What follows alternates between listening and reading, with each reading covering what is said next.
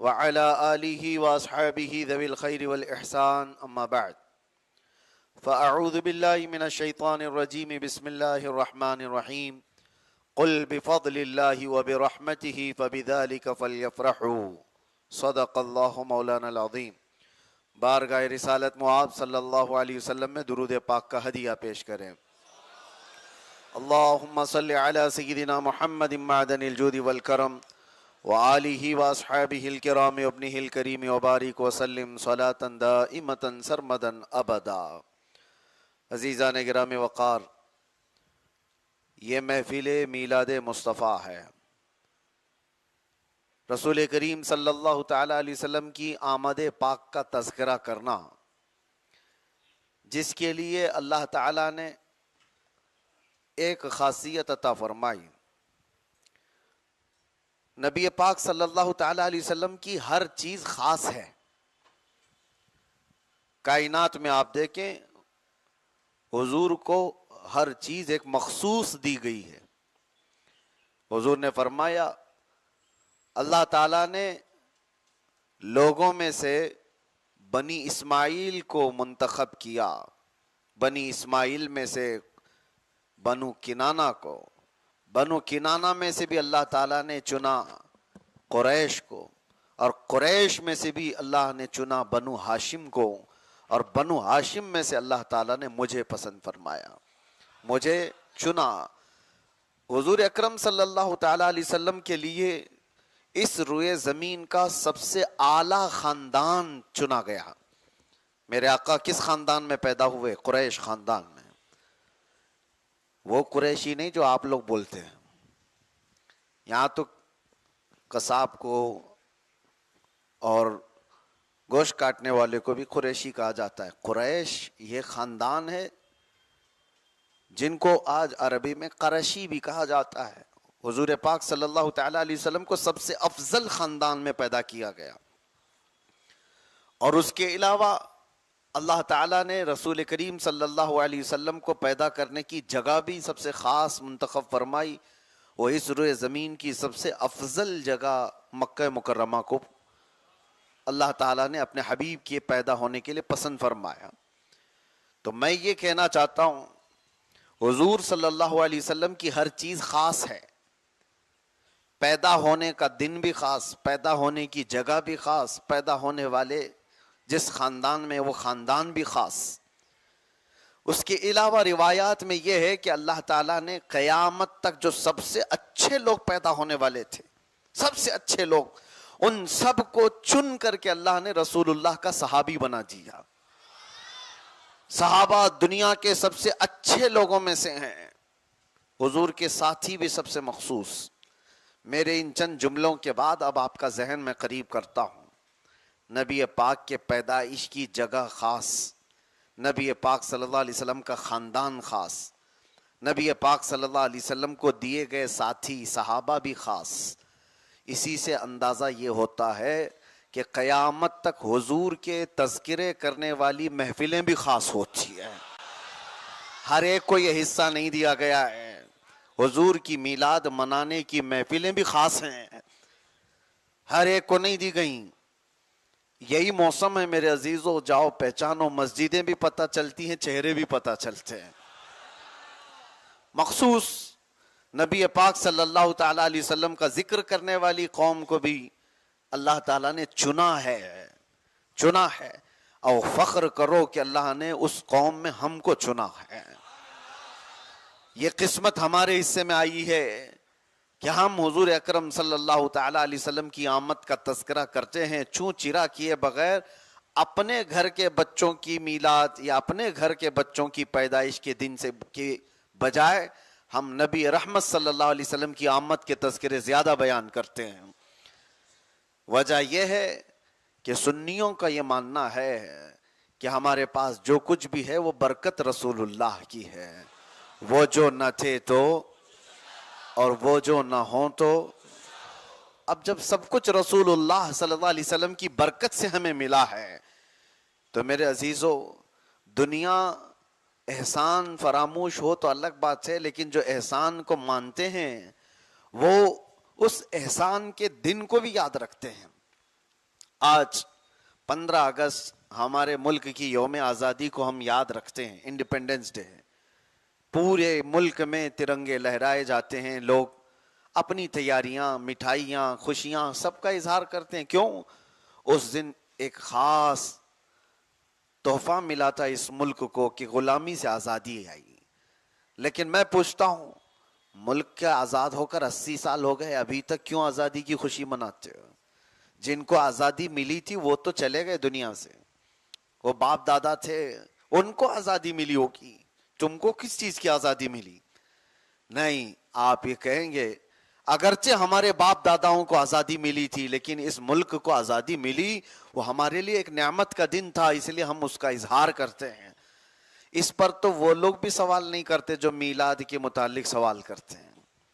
वो भी झंडे लगाते हैं बराबर, खड़े होकर के जनगण भी पढ़ना पड़ता है, सब कुछ करेंगे। देश की बात है, हम भी इस मुल्क से मोहब्बत करते हैं और इसकी आज़ादी के दिन को खुशी से मनाते भी हैं। लेकिन वो कैसे कठोर दिल वाले लोग हैं जो हुजूर पाक सल्लल्लाहु तआला अलैहि वसल्लम की आमद के दिन को इतना भी नहीं तस्लीम करते कि वो करोड़ों लोगों की आज़ादी का दिन था, बल्कि पूरी कायनात को जुल्म से आज़ादी दिलाने वाले का दिन था। वो रसूल पाक सल्लल्लाहु तआला अलैहि वसल्लम की विलादत बासआदत से मुझे बताओ, क्या कायनात में हर जुल्म से आज़ादी का दिन नहीं है? ये आई नई हुकूमत, सिक्का नया चलेगा, आलम में रंग बदला। तारीख पढ़ो तो पता चलेगा कि उस दिन हुआ क्या क्या था। बल्कि पैदा होने से पहले मेरे आका सल्लल्लाहु अलैहि वसल्लम के इस रुए जमीन पर आने से पहले जो हालात बदले थे अरब की सरजमीन पर, मुल्क शाम और मुल्क फारस, उस वक्त नई अलग अलग चीजें वजूद में आईं। एक दरिया था जो सूख गया, एक दरिया जो सूखा हुआ था वो जारी हो गया, जो हमेशा सूखा रहता था वो जारी हो गया अचानक, यही रबीउल अव्वल शरीफ। और किसरा के दरबार में कंगोरे गिर गए। ईरान का आतिश कदा जो 1000 साल से वो लोग आग जला रहे थे, पूजा करते थे, अग्नि पूजा, कभी आग को बुझने नहीं देते थे, अचानक एक दिन आग बुझ गई जो 1000 साल से जली हुई आग थी। और फारस का बादशाह जिसको किसरा कहा जाता था, उसके महल में अचानक दीवार में दरार पड़ गई, जलजला आ गया, दीवार फट गई। जिस बादशाह का ये यकीन था कि 1,00,000 लोग मिलकर के उसके किले को कुछ नहीं कर सकते, अचानक उसके किले में शगाफ, दीवार फट गई। ये सारे मामला क्यों हुए? उस वक्त के बड़े लोगों ने काहिनों को बुलाया, ज्योतिषों को पूछा कि ये अजीब व गरीब मामलात क्यों पेश आ रहे हैं।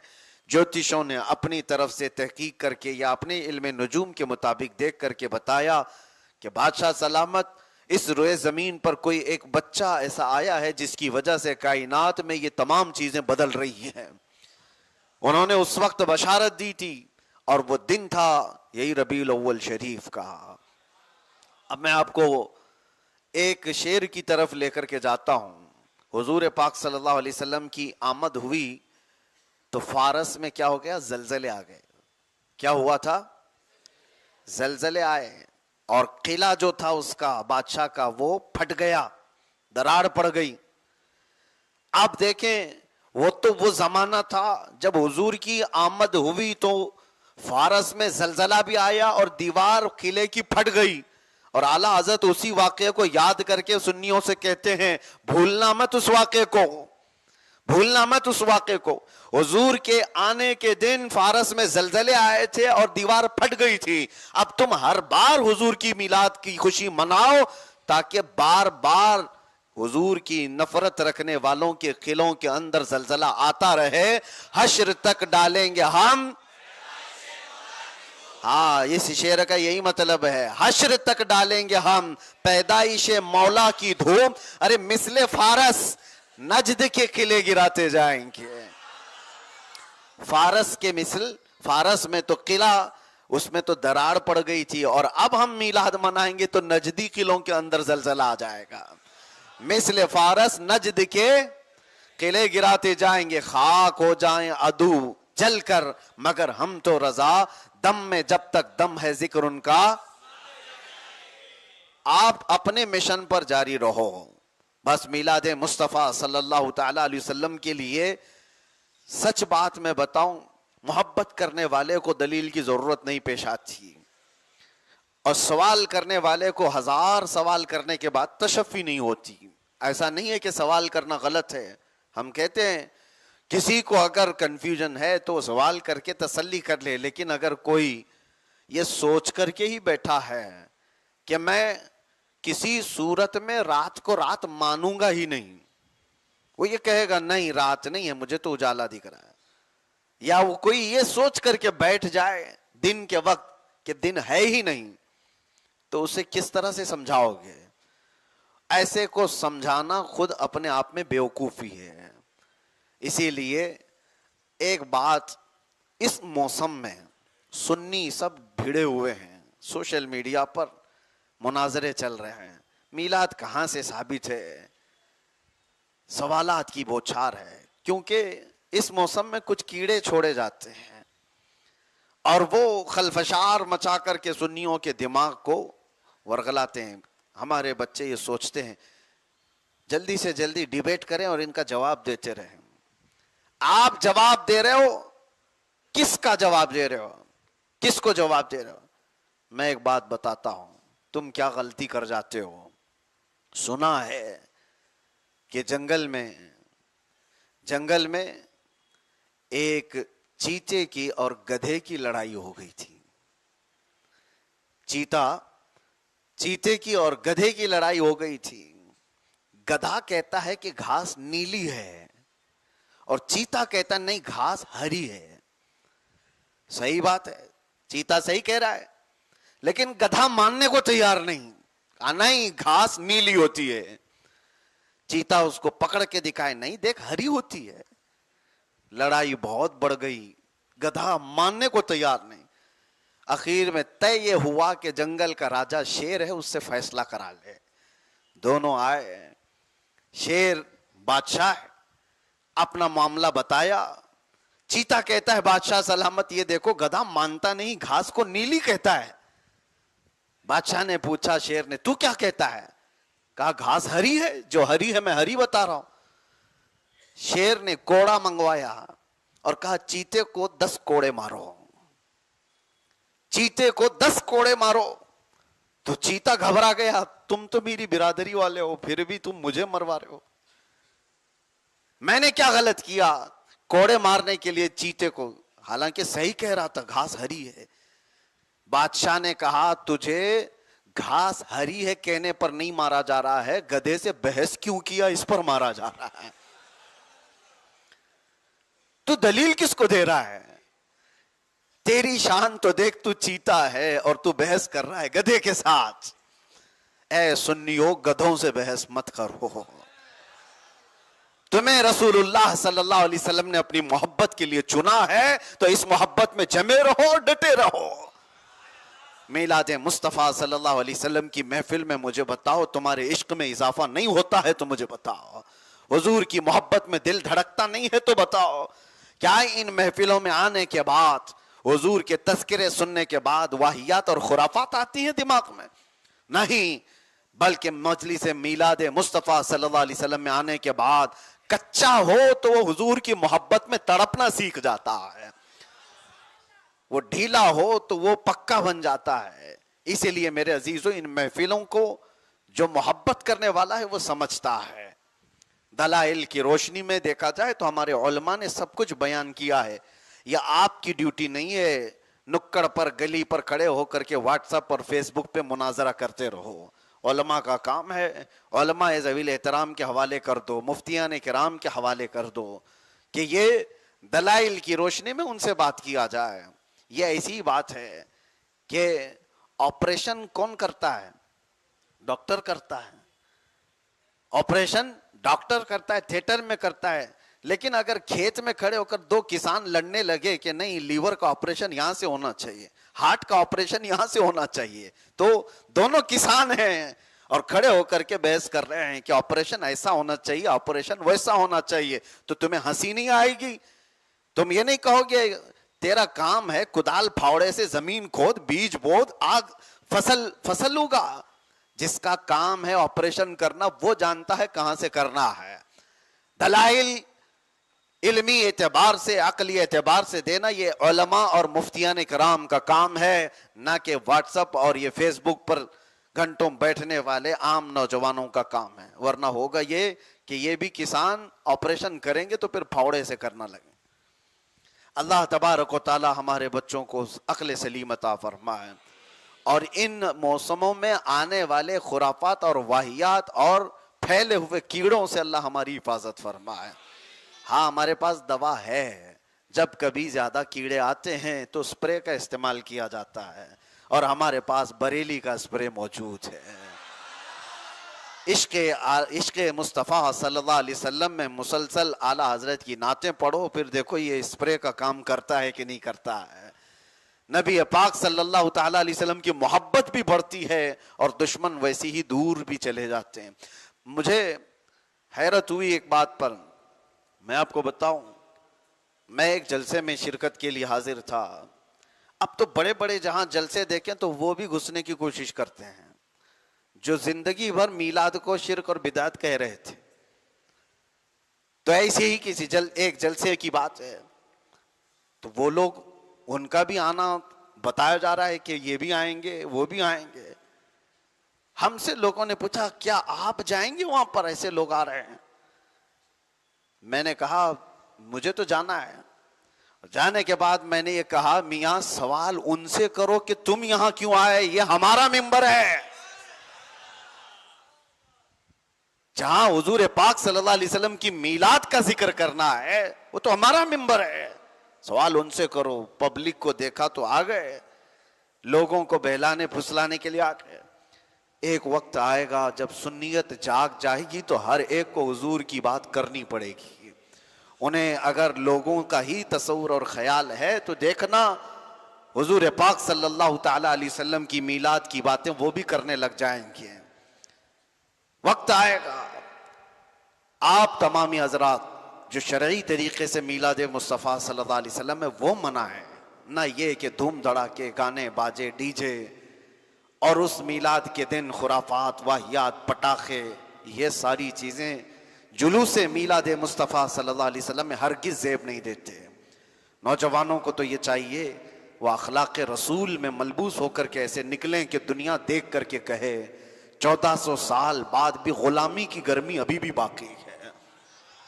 गुलामी का इजहार करने का इनके पास जज्बा आज भी बाकी है। वो एक दिन तो है तुम इजहार करो खुल करके कि मैं नबी का गुलाम हूं।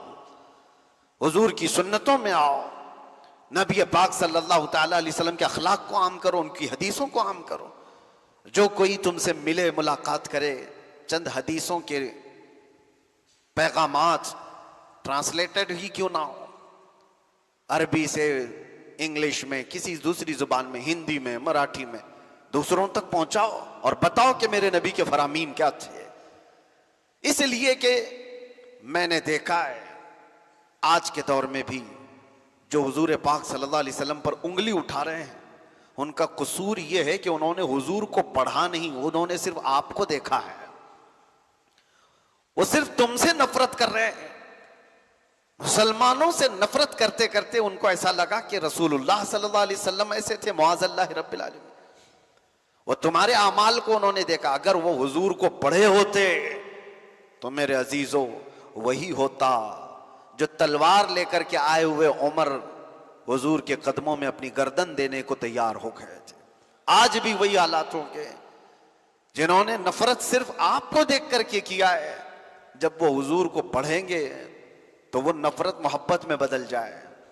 लेकिन उसकी जिम्मेदारी हमारी भी है कि हम उन तक हुजूर के अखलाक तो पहुंचाएं, नबी पाक सल्लल्लाहु ताला अलैहि वसल्लम की तालीमात तो पहुंचाएं। झूठा प्रोपेगेंडा करने वालों के मुंह पर तो मारे। हमने वो काम नहीं किया।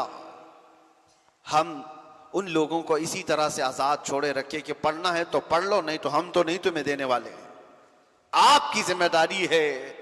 आप देखें ईसाई लोग आज भी क्रिसमस से पहले वो हज़रत ईसा अलैहिस्सलाम की तालीमात के छोटे छोटे पंफलेट बना करके लोगों में तकसीम करते हैं, घर घर पहुंचा देते हैं कि ये तालीमात हैं जीसस के।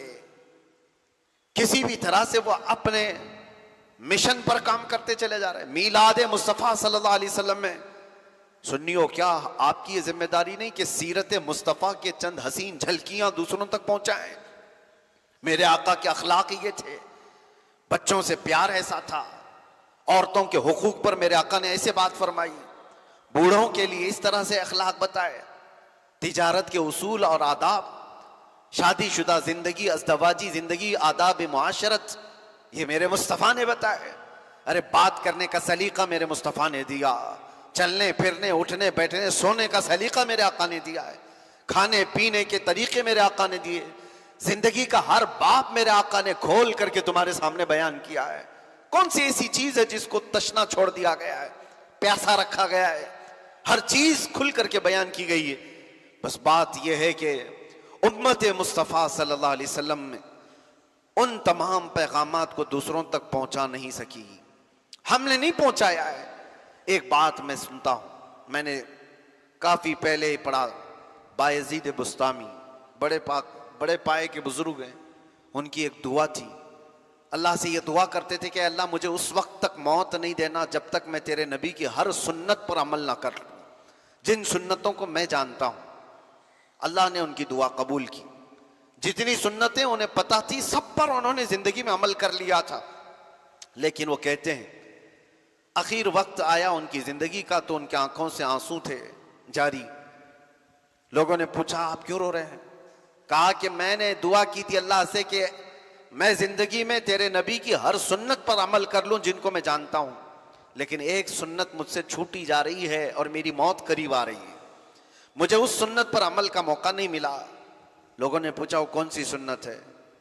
तो आपने कहा मैंने हदीस में पढ़ा, एक बार हुजूर अकरम सल्लल्लाहु अलैहि वसल्लम मस्जिद नबवी में जा रहे थे, अचानक फजर के वक्त एक बच्चे के रोने की आवाज आई। हुजूर ने पूछा ये बच्चा कहाँ से रो रहा है? लोगों ने मालूम कराया तो एक यहूदी के घर से बच्चा रो रहा था। हुजूर पाक सल्लल्लाहु अलैहि वसल्लम बाहर आए और उस यहूदी के घर गए और पूछा कि तेरा बच्चा रो क्यों रहा है? उसने कहा घर में इसके अंधेरा और भूख लगी हुई है, मैं फाके से। तो हुजूर पाक सल्लल्लाहु अलैहि वसल्लम ने अपने घर से खजूर मंगवाई और नरम करके बच्चे को खिलाया। बच्चे के हलक में जैसी ही खजूर की जा पड़ी, बच्चा रोना बंद किया, मुस्कुराया। मेरे आका सल्लल्लाहु अलैहि वसल्लम भी मुस्कुराए, वह अनीसे बेकसां थे, चारा साजे दर्दमंदा थे। तो हुजूर पाक सल्लल्लाहु अलैहि वसल्लम की ये अदा थी। बायजीद बुस्तामी कहते हैं इस सुन्नत पर अमल का मुझे मौका नहीं मिला अभी तक। हुआ ये कि जिंदगी के अयाम गुजरते गए। एक दिन बायजीद बुस्तामी कहते हैं फजर की नमाज में वो जा रहे थे, अचानक उनको भी एक बच्चे के रोने की आवाज आई। बरसों से इंतजार था, पूरी ताकत जमा की और पलट गए, पूछा कहां से बच्चा रो रहा है? लोगों ने बताया कि फलां घर से। जा करके देखा तो एक ईसाई का घर था। पूछा तेरा बच्चा क्यों रो रहा है? कहा घर में अंधेरा है, रोशनी नहीं है। तो आपने अपने घर से चिराग मंगवाया और उसके घर में रोशनी की, और आपने भी खजूर मंगवाई और बच्चे को खजूर खिलाया। उसका बच्चा खामोश हुआ। वो ईसाई पूछता है तुम मेरे घर में बच्चे के रोने की आवाज से क्यों इतना बेकरार हो? ना तेरा और मेरा कोई रिश्ता है, हमारा कोई रिश्ता नहीं, बच्चा मेरा रो रहा है, आपको क्यों बेकरारी? बायजीद बुस्तामी ने कहा अरे नादान, ये मेरा अपना अमल नहीं, मेरे नबी की सुन्नत पर अमल करने आया हूं, ये मेरे आका का अमल था। वो ईसाई कहता है इतने सदियों के बाद गुलामों के जब अमल का यह हाल है तो फिर आका का हाल क्या होगा? उस नबी रहमत सल्लल्लाहु अलैहि वसल्लम की मोहब्बत कैसी होगी? बस ये सुन्नत पर अमल का जज्बा था बायजीद बुस्तामी का, कि जिसका बच्चा रो रहा था उसका बच्चा चुप तो हुआ ही, लेकिन बच्चे का बाप इस्लाम में भी दाखिल हो गया। अजीज़ा ने गिरामी, हुजूर पाक सल्लल्लाहु अलैहि वसल्लम के अखलाक अगर दूसरों तक पहुंचाए होते तो ये इनकलाब तो आता। ऐसा नहीं है कि सब कठोर दिले हैं, लोगों का दिमाग बनाया गया प्रोपेगेंडे के जरिए से। उनके दिलों में कुछ शरीर किस्म के फित्तीन लोगों ने नफरत डाली है, लेकिन अगर उस नफरत को खत्म करना हो तो आपको भी तो मेहनत करनी चाहिए। आप फैलाएं मेरे मुस्तफ़ा की सीरत को, हुजूर पाक सल्लल्लाहु तआला अलैहि वसल्लम के अखलाक करीमाना को। आज भी दुनिया मोहताज है। दुनिया को ये बताओ सबसे आला अखलाक इस दुनिया को किसने दिए हैं? अंग्रेजों ने इसका एतराफ किया है, अंग्रेजों ने इसको कबूल किया है कि इस रुए जमीन पर सबसे आला अखलाक सबसे पहले देने वाले मोहम्मदुर रसूलुल्लाह सल्लल्लाहु तआला अलैहि वसल्लम। दुनिया आज इतनी तरक्की पर आ गई कि उन तालीमात को छुपाया गया और अपने नाम से प्रचार करने लग गए कि हम हैं लोगों को अखलाक सिखाने वाले हैं। ये क्या अखलाक सिखाती है? जिनको पेशाब का सलीका नहीं मालूम वो अखलाक क्या सिखाएं? उन्हें दुनियादारी सिर्फ और सिर्फ दौलत और सियासत और तमकनत चाहिए। अखलाक तो मेरे मुस्तफ़ा के थे, सहाबा के थे। आज मीलाद मुस्तफ़ा सल्लल्लाहु तआला अलैहि वसल्लम में आपकी ये जिम्मेदारी है कि खुद को भी उन अखलाक में ढालो और दूसरों तक उन अखलाक का पैगाम पहुंचाने की कोशिश करो। तुम्हारे अमल दूसरों तक पहुंचा सकते हैं। बहरहाल हुजूर पाक सल्लल्लाहु तआला अलैहि वसल्लम के इस मीलाद के आने से पहले आपको कसरत से एक और अमल करना चाहिए। कौन सा ऐसा अमल है जो हुजूर की मोहब्बत को बहुत तेजी से बढ़ाता है? इमाम गजाली से पूछा गया, हुजूर पाक सल्लल्लाहु अलैहि वसल्लम की मोहब्बत में अपने आप को बढ़ाना है तो क्या करना चाहिए? आपने फरमाया कसरत से दुरूद पढ़ो, हुजूर की मोहब्बत बढ़ती चली जाएगी। बैठते उठते चलते फिरते सोते जब मौका मिले कसरत से दुरूद पढ़ो। इसलिए कि दुनिया में जो जिसका नाम बार बार लेता है उसके दिल में उसकी मोहब्बत बढ़ती चली जाती है, बढ़ती चली जाती है। इसीलिए हमने ऐलान भी किया, हर साल हमारा ये मिशन भी है कि हम 1200 करोड़ मर्तबा दुरूद 12वीं से पहले पढ़ने का ऐलान करते हैं।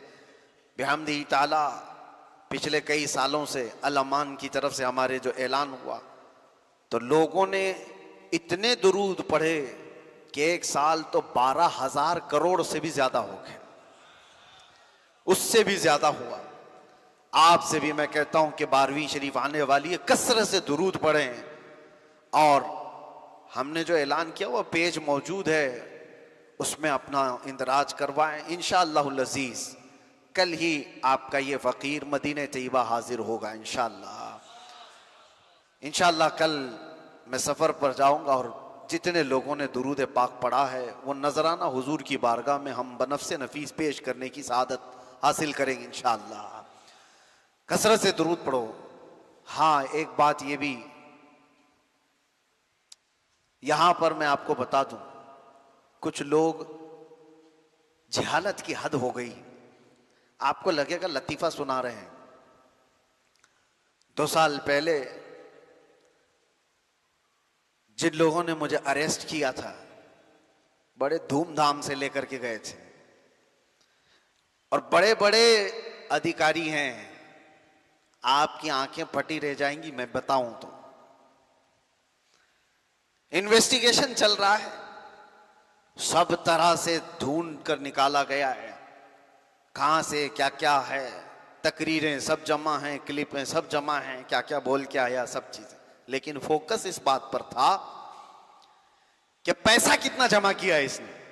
सारे अकाउंट छान मारो, मेरे आसपास रिश्तेदार सबके अकाउंट छान मारो, बाहर से कोई फंडिंग तो नहीं आती। बिहम्दिही ताला हमारे अकाउंट में 5 रुपये भी बाहर का किसी का आया हुआ नहीं है, हमारे पास कोई ऐसी चीज नहीं। लेकिन एक बड़े ऑफिसर को एक बहुत बड़ी चीज मिल गई हमारे मोबाइल से। मोबाइल उनके पास था, तवज्जो से सुने। और उसमें ग्रुप्स बने होते हैं व्हाट्सएप के, टेलीग्राम का भी ग्रुप था। वो साहब पकड़ करके ले आए कि आपकी एक चीज मिली है। कहा ये जो आपने अनाउंस किया हुआ है ये 1200 करोड़ ये कहां है बताओ। आपने ऐलान किया है, चंदा किया है, ये जो 1200 करोड़ आपने जमा किया है वो कहां दबा के रखे हो। पहले तो मैं डरा, मैं 1200 करोड़ कहां से लाया। जब उन्होंने दिखाया तो मुझे लगा कि जहालत यहां तक भी होती है। इस पर मजीद ये कि मैंने कहा साहब ये 1200 करोड़ दुरूद है। तो वो पूछते हैं ये कौन सी करेंसी का नाम है, ये कौन सी करेंसी है। फिर मैं दिल ही दिल में कहा ये वो करेंसी है जिसको तुम नहीं पहुंच पाओगे। हकीकी करेंसी तो वही है। हद हो गई।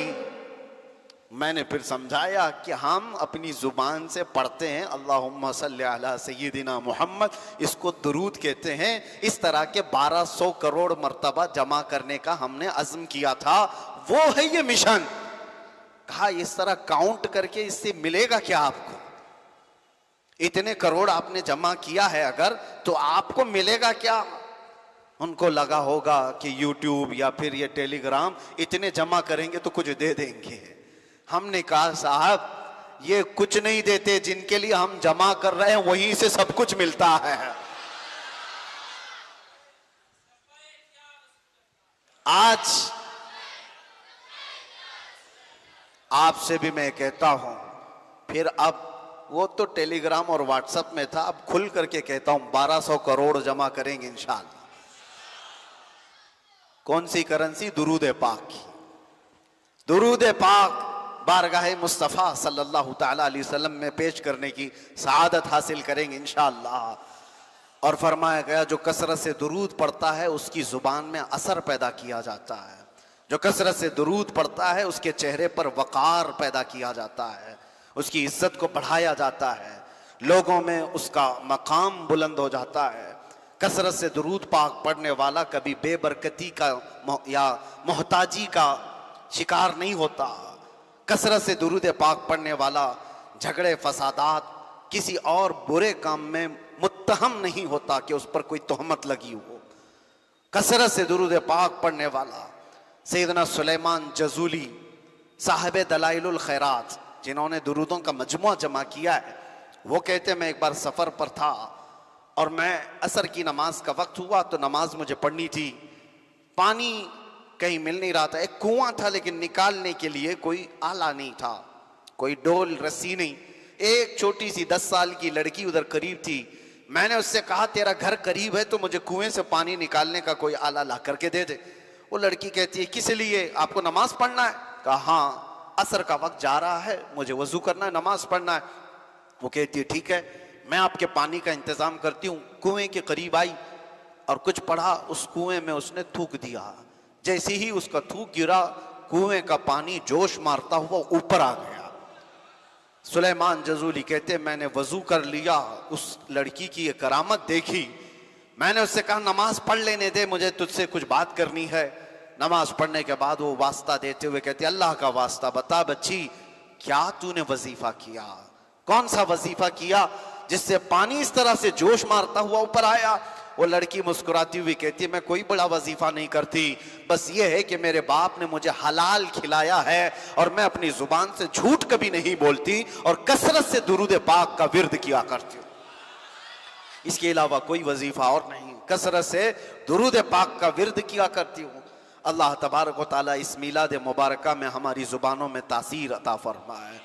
अल्लाह ताला हमारे चेहरों पर रौनक अता फरमाए।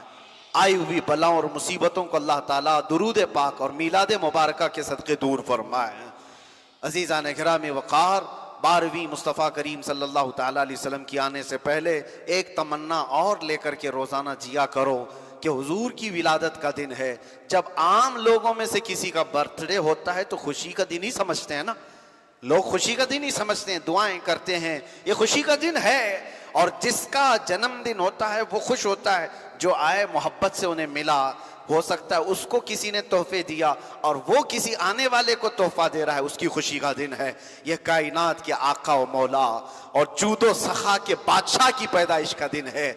अगर तमन्ना करोगे तो क्या नहीं मिलेगा। वाह क्या जूदो करम है शहे बतहा तेरा, नहीं सुनता ही नहीं मांगने वाला तेरा। हम तो ये कहते हैं या रसूल अल्लाह सल्लल्लाहु ताला अलैहि वसल्लम तेरे टुकड़ों पे पले, गैर की ठोकर पे न डाल, छिड़कियां खाएं कहां छोड़ के सदका तेरा।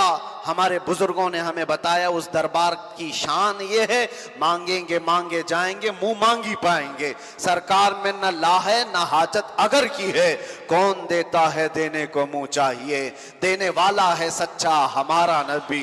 बारगाह मुस्तफा की जब ये शान है, ऐ सुन्नियो तुम ये कहते हो हर चीज उस दरबार से मिलती है। मेरे करीम से अगर कतरा किसी ने मांगा, दरिया बहा दिए हैं, दुर्बे बहा दिए हैं। जब वहां से सब अता किया जाता है तो मांगते क्यों नहीं हो? मांगो एक बार। और मांगने से क्या मांगना चाहिए पहले ये भी तो देख लो। आला हजरत ने भी ये फरमाया, सरकार हम कमीनों के अखलाक पर न जाएं, आका हुजूर अपने करम पर नजर करें। सरकार हम कमीनों में तर्ज अदब कहां, हमको तो बस तमीज यही भीख भर की है। हमको तो सिर्फ भीख मांगना आता है और आपकी शान अता करना है, अता करना है। अब मांगो तो क्या मांगो? लोगों ने बच्चे मांगे, बिजनेस मांगे, तिजारत मांगी, औलाद, अपने भाई बहन, घरों की बीमारियों की सेहत और आफियत, शिफा, बहुत कुछ मांगा होगा। लेकिन एक आशिक रसूल जब मांगता है उसे 12वीं शरीफ में कम अज कम ये मांगना चाहिए, या रसूल अल्लाह सुना है आप हर आशिक के घर तशरीफ लाते हैं, सुना है आप हर आशिक के घर तशरीफ लाते हैं, मेरे घर में भी हो जाए चिरागा। प्रैक्टिकल किए हुए लोग मौजूद हैं मेरे अजीजों। हुजूर की मीलाद के आने से पहले जिन्होंने हुजूर से मोहब्बत से ये मांगा था कि आका सुना है आप हर आशिक के घर तशरीफ लाते हैं, मैं निकम्मा सही, मैं बद अखलाक सही, मैं गुनहगार सही, लेकिन बद हैं तो आपके, भले हैं तो आपके, टुकड़ों पे यही के पले हैं, रुख किधर करें? तुमसे जो मुंह छुपाएं तो करें किसके सामने? या रसूल अल्लाह तुमसे जो मुंह छुपाएं तो करें किसके सामने? क्या और किसी से तवक्को नजर की है? कौन है जिसके दरबार में गुनहगार भी छुपता है? आका वो सिर्फ आपका दरबार है, वो सिर्फ आपका दामन है। ढूंढा ही करे सदरे कयामत के सिपाही, वो किसको मिले जो तेरे दामन में छुपा हो। आता है फकीरों पे उन्हें प्यार कुछ ऐसा, खुद भीख दें और खुद कहें मंगते का भला हो। मंगता तो है मंगता कोई शाहों में दिखा दो, जिसको मेरे सरकार से टुकड़ा ना मिला हो, हर कोई वहां से पाया हुआ है। ऐ सुन्नियो अब ये मौसम है मांगने का, और मांगो तो हुजूर की बारगाह में ये मांगो, मेरे आका आओ कि मुद्दत हुई है, मेरे आका आओ कि मुद्दत हुई है। तेरी राह में आँखियां बिछाते बिछाते, तेरी यादों में, तेरी हसरतों में बड़े दिन हो गए घर को सजाते सजाते। अब उन लोगों को जवाब देना जो तुम्हारी लाइटिंग से भी परेशान है, तुम्हारे झंडों से भी परेशान है, तुम्हारे इन कुमकुमों से भी परेशान हैं। वो ये पूछते पूछते थक गए बेचारे, ये झंडे क्यों लगा रहे हो, ये लाइटिंग क्यों कर रहे हो?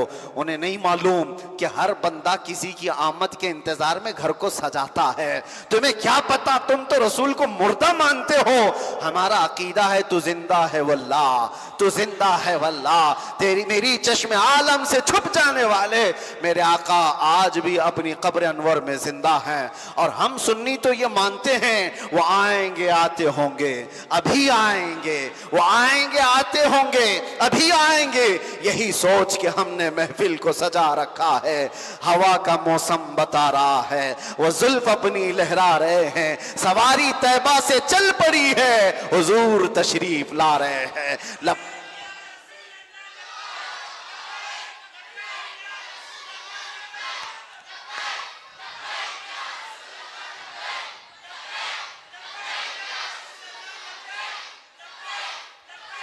तमन्ना तमन्ना ये करो कुछ ऐसा कर दे मेरे किरदगार आंखों में, हमेशा नक्श रहे रूए यार आंखों में। उन्हें न देखा तो किस काम की है ये आंखें कि देखने की है सारी बहार आंखों में।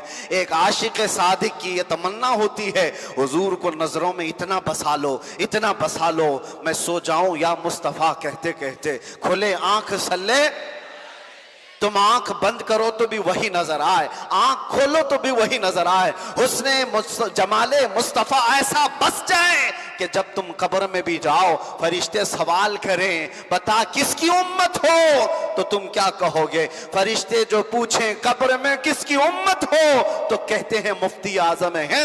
मैं फरिश्तों से कहूंगा लो देख लो है तस्वीर यार आंखों में, लो देख लो तस्वीर यार आंखों में, जिसकी तस्वीर हमने आंखों में हमेशा के लिए बसा रखा है, उनके बारे में तुम मुझसे पूछ रहे हो। अब तो पाए नाज से फरिश्तों क्यों उठो, अरे मर के पहुंचा हूं यहां इस दिलरुबा के वास्ते, मैं मरा भी हूं इस दिलरुबा के वास्ते। सुना है कि मेरे आका कब्र में तशरीफ लाते हैं, तो मैं मर गया ताकि मेरे आका तो तशरीफ लाएं।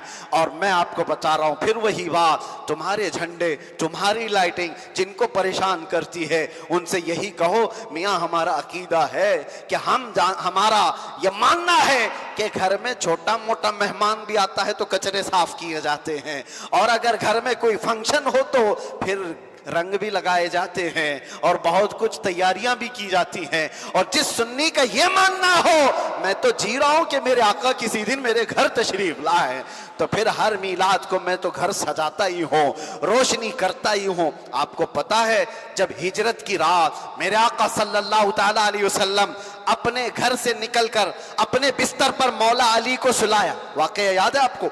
मक्का के मुशरिकीन हुजूर का कत्ल करने आए थे और घर के बाहर खड़े थे तलवारें लेकर।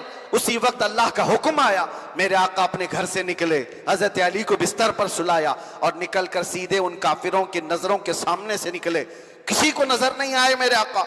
और गए कहां, पूरा वाकया नहीं बता रहा हूं, हजरत अबू बकर सिद्दीक के घर गए। हजरत अबू बकर सिद्दीक के घर गए, रात का वक्त है, जैसे ही घर में गए तो घर का दरवाजा खुला हुआ था, सीधे अंदर दाखिल हुए। मेरे आका अबू बकर सिद्दीक बैठे जैसे किसी का इंतजार कर रहे हैं। जैसे ही हुजूर तशरीफ लाए अबू बकर सिद्दीक अचानक खड़े हुए, कहा या रसूल अल्लाह क्या हिजरत का हुक्म आ गया, क्या आपके साथ जाने का हुक्म आ गया? मेरे आका सल्लल्लाहु अलैहि वसल्लम फरमाते हैं हुक्म मुझे आया, तुम्हें बेकरारी इतनी कैसे? तुम अपने घर का दरवाजा बंद किए बगैर रात को इस तरह बैठते हो? हज़रत अबू बकर अर्ज करते हैं आका एक बार आपने मुझसे कहा था अल्लाह ताला एक रात मुझे हिजरत का हुक्म देगा। मैंने पूछा या रसूल अल्लाह क्या आप अपना वतन छोड़कर चले जाएंगे? तो आपने फरमाया था अबू बकर अकेला नहीं जाऊंगा, तुमको साथ लेकर के जाऊंगा।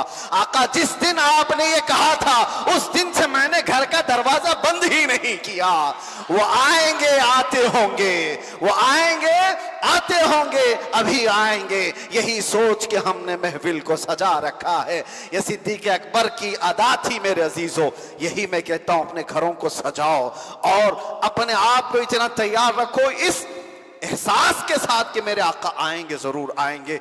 इसलिए कि एक और भी बात मैं बताऊं, वो वहां आते हैं जहां दिल टूट जाते हैं, वो वहां आते हैं जहां उम्मीदों का बांध टूट जाता है, जहां लोग लाइलाज महसूस करते हैं, वहां आते हैं। शरफुद्दीन बूसीरी जिनको लकवा मार गया था, फालिज हो गया था, हाथ पैर उठते नहीं थे, बिस्तर पर पड़े पड़े रह गए। हकीमों ने कहा इस मर्ज में मौत हो जाएगी। तब पुकारा तो मेरे आका को अमिन तदक्कुरी जीरानिम बिदी सलमी मजज्त दमअन जरामिम मुक़लतिम बिदमी मुहम्मदुन सय्यिदुल कौनैनि वत्थक़लैनि वल फ़रीक़ैनि मिन उर्बि व मिन अजमी हुवल हबीबुल लज़ी तुरजा शफ़ाअतुहु लिकुल्लि हौलिन मिनल अहवालि मुक़तहिमी या अकरमल खल्क़ि माली मन अलूदु बिही सिवाका इंद हुलूलिल हादिसिल अममी वलन यज़ीक़ रसूलल्लाहि जाहु कबी इज़ल करीमु तजल्ला बिस्मि मुंतक़िमी फ़इन्न मिन जूदिका दुनिया व दर्रतहा व मिन उलूमिका इल्मल लौहि वल क़लमी या रब्बी बिल मुस्तफ़ा बल्लिग़ मक़ासिदना वग़फ़िर लना मा मदा या वासिअल करमी। 170 अशआर का लिखा हुआ ये कसीदा था, हुजूर की मोहब्बत में लिखे जा रहे थे, हुजूर की मोहब्बत में पढ़े जा रहे थे। दुनिया ने लाइलाज कहा था, लकवा मारा है, पैरालाइज हो चुके हो, इधर आंख बंद हुई मदीने के ताजदार तशरीफ ला है। कहा शरफुद्दीन जो तुमने लिखा वो हमें भी तो सुनाओ, शरफुद्दीन वो हमें भी सुनाओ जो कसीदा तुमने लिखा। शरफुद्दीन बूसीरी कहने लगे मौलाया सल्ली व सल्लिम दाइमन अबदा, मौलाया सल्ली व सल्लिम इतना कह करके रुक गए थे, उनको आगे का मिसरा नहीं आ रहा था। मेरे आका ने कहा बूसीरी आधा तुम्हारी तरफ से आधा मेरी तरफ से, अला हबीबी का खैरिल खल्क़ि कुल्लिहिम में। वो आते हैं इस यकीन के साथ तो जिंदगी गुजारो। हमारे जिंदगी के चंद दिन बचे हैं मेरे अजीजों, न जाने कब धड़कनें अचानक रुक जाएं, न जाने कब ये आंखें हमेशा के लिए बंद हो जाएं, न जाने ये सांसों की डोरियां अचानक टूट जाएं और एक दिन मलकुल मौत दरवाजे पर दस्तक देकर कहे चल तुझे अब अल्लाह की तरफ चलना है। सब छूट जाएगा। ये अय्याशियां, ये रानाइयां, ये रंगीनियां जिसको देखने के लिए आज नौजवान बेकरार है, वो नंगी तस्वीरें देख करके जिन्होंने अपने अखलाक को तबाह किया है, तुम्हें सिवाय जख्म के और कुछ नहीं देंगे। इन गुनाहों की लज्जत को तुम महसूस करते हो। आज ये खुजली की तरह है, खुजाने के वक्त अच्छा लगता है, छोड़ने के बाद जख्म हो जाता है। आओ मुस्तफा करीम सल्लल्लाहु अलैहि वसल्लम के उस दरबार में, यहां पर जो मोहब्बत मुस्तफा में जख्म भी खाता है तो वो इलाज कराने की फिक्र भी नहीं रखता। इसीलिए बरेली का इमाम कहता है जिसको हो दर्द का मजा, जान है इश्क़ मुस्तफा रोज फजू करे खुदा, जिसको हो दर्द का मजा नाज़े दवा उठाए क्यों, फिर के गली गली तबाह ठोकरे सबकी खाए क्यों, दिल को जो अक्ल दे खुदा तेरी गली से जाए क्यों। वो हसीन चेहरा एक बार नजर आ जाए जिसको देखने के बाद जन्नत को देखने की तमन्ना ही लोग खत्म कर दें। सहाबा इकराम कहते हैं हुजूर को जो देखता था वो पलकें झपकाना भूल जाता था, हुजूर से जो मुसाफा करता था वो अपना हाथ खींचना भूल जाता था, हुजूर पाक के बगल में जो बैठता था वो खुशबुओं से ऐसा मुअत्तर हो जाता था कि उसे दुनिया की कोई खुशबू अजीज नहीं लगती। वल्लाह जो मिल जाए मेरे गुल का पसीना, मांगे न कभी इत्र न फिर चाहे दुल्हन पूल। मदीने की दिन दुल्हनों को हुजूर का पसीना लगाया गया था खुशबू में। रिवायतें बताती हैं उनकी 7वीं नस्ल तक वो खुशबू आया करती थी, औलाद में भी खुशबुएं आया करती थी। उस दरे मुस्तफा की मैं बात कर रहा हूं जिसकी जियारत के लिए फरिश्ते बेकरार हैं। हुराने जन्नत एक झलक देखना चाहते हैं। तुम उम्मती हो, तलब तो करो, तड़प तो देखो, एक बार तलब करोगे तो वह आका आ ही जाएंगे। आखिर में सिर्फ मैं इतनी ही दुआ करता हूं मेरे आका की बारगाह में, ये मीलाद मुस्तफा आने से पहले अभी वो उम्मी फिदा का या रसूल अल्लाह, रूही व जिस्मी फिदा का या रसूल अल्लाह, दमी व शारी फिदा का या रसूल अल्लाह, दुनिया या व उखरा या फिदा का या रसूल अल्लाह। आपके दरबार में आका सिर्फ इतनी तमन्ना है, सिर्फ इतनी तमन्ना है, चमक तुझसे पाते हैं सब पाने वाले। मेरा दिल भी चमका दे, मेरा दिल भी चमका दे, मेरा दिल भी चमका दे। चमकाने वाले बरसता नहीं देख कर अब्र रहमत, बदों पर भी बरसा दे। मैं मुजरिम हूं आका मुझे साथ ले लो, मैं मुजरिम हूं आका मुझे साथ ले लो, कि रस्ते में हैं जा बजा थाने वाले, चमक तुझसे पाते हैं सब पाने वाले। मेरा दिल भी चमका दे चमकाने वाले। लब्बैक या रसूल अल्लाह, लब्बैक या रसूल अल्लाह। व आखिर दावाना अल्हम्दुलिल्लाहि रब्बिल आलमीन। सलातो सलाम पर